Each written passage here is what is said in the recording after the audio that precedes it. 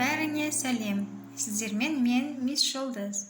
Мен бүгін сіздерге мынандай қызықты билейтін суретті қалай салу керек екенін көрсетемін. Ал жұмысымызға кірісейік.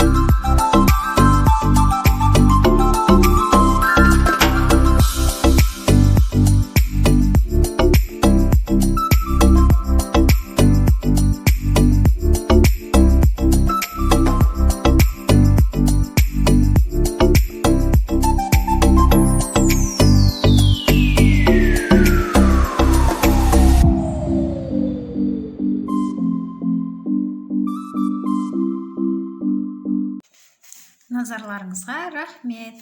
Сау болыңыздар.